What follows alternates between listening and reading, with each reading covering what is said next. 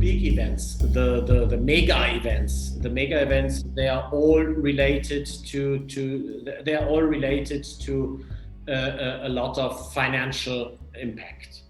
So I would say today it's very simple. The more financial impact you have towards such a mega event, the more difficult it gets if it has to be cancelled for reasons which can be diverse. But now the reason is the pandemic, because those big mega events, they are completely dependent on the television rights. So if there is no television, which means there is no event, then it's getting extremely difficult for the organizations which sit behind.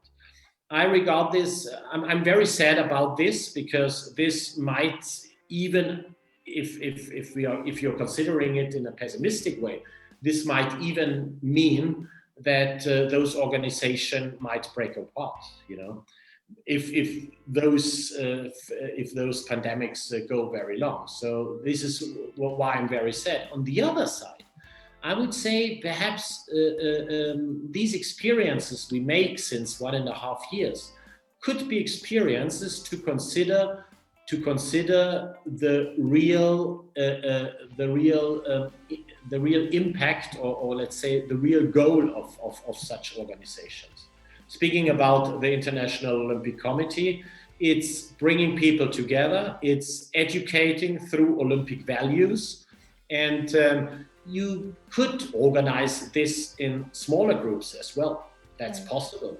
So perhaps the lesson to be learned could be not to go always Citius, Altius, Fortius, higher, faster, and stronger, but perhaps to find a format which even fits with those kind of difficult situations. Because what we recognize now, I mean, sports events always are some kind of a motor. They are some kind of idea giver for people also to practice sports. I mean, there are studies about this. If I sit in front of the television and I watch, I watch a baseball game or I watch a tennis game, I feel motivated to practice these things by myself. Not everybody's doing, but this is motivating.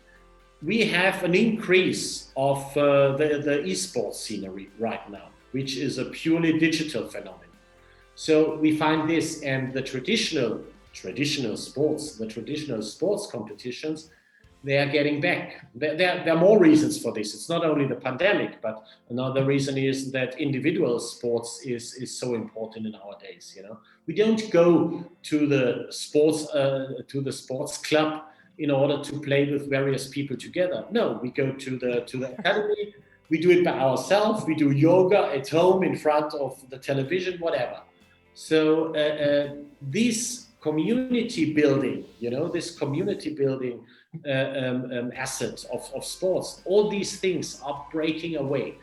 And I think we should do the maximum possible that this is not happening. And having those big traditional sports events like the Olympics and many others is a very important part of to lower the grade of such international games. Perhaps less disciplines, perhaps less athletes, whatever. That's not our topic. But if we do this, you also do a big contribution into climate changes, and all these things will be needed. And the world community is nearly in agreement about the fact that changes are needed. They know that it's needed, but I think the tools are different in the different countries. But anyhow, yes, those big events, they have to take part in that. So it will not happen any longer that all the countries travel around the world, including journalists, including whatever. But also here, people learned during the pandemic. I know you probably watch one or the other sports event as well, and you recognize that the journalists today, they don't travel to the event location anymore. They still sit in their studio. They have excellent footage material, and they are reporting following the footage material. It's a possibility. It's possible to do that.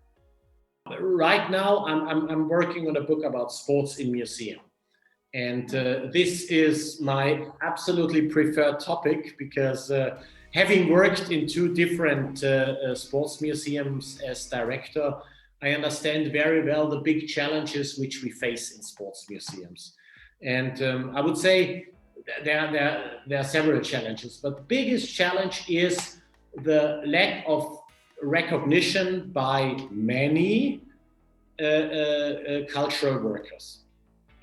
Only the fact that the big International Council of Museums, ICOM, does not have a section for sports museums tells us very clearly how sports museums are still how sports museums are recognized and still not presented the way they deserve.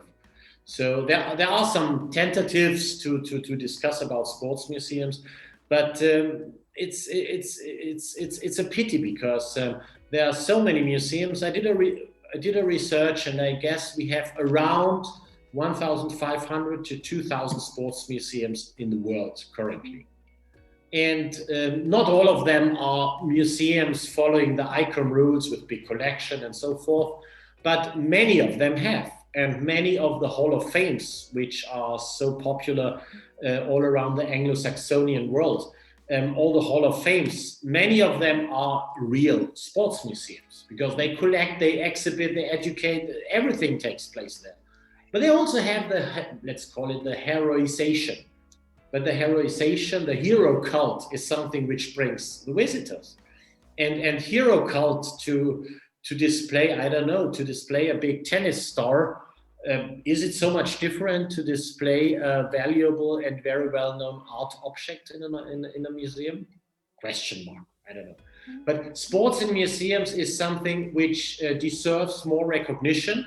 And this is why I'm bringing this book together. And this is, I'm basically fighting for since many, many years, that the sports museums should not sit between sports and culture. They are part of culture, and it's a cultural expression. Sports is a cultural expression all over the world, and it's also part of sports, because sports without a soul is no sports. But now we have the problem that many times the sports museums, they're sitting in between. You have the cultural area, you have the sports area, and they're sitting in between somewhere. And I think we have, especially from the side of the cultural workers, the museum people, we have to fight for stronger recognition. And sports is part of our culture, and therefore sports deserves to be collected, to be exhibited, to be educated the same way than everything else. Everybody accepts popular culture as a very important, let's say, exhibition tool in these days. So sports is part of popular culture. So why can't it be recognized as many other things as well? I mean, to be honest, I know more colleagues who work in museums and in culture who respect sports than don't respect. But there are too many who don't respect yet. So, it's very funny because this is something which comes back, which goes back to the 19th century philosophy. That sports is only for the people. Sports is something, for the professionals, the boxers who have to earn money. But as we are part of the aristocracy, we don't do sports. The maximum we do is some amateur sports to play with the balls here or play with the balls there. So it's a little bit this thinking which comes from that time, which goes into cultural thinking in nowadays as well. This is one of the reasons why sports is not accepted the way it should.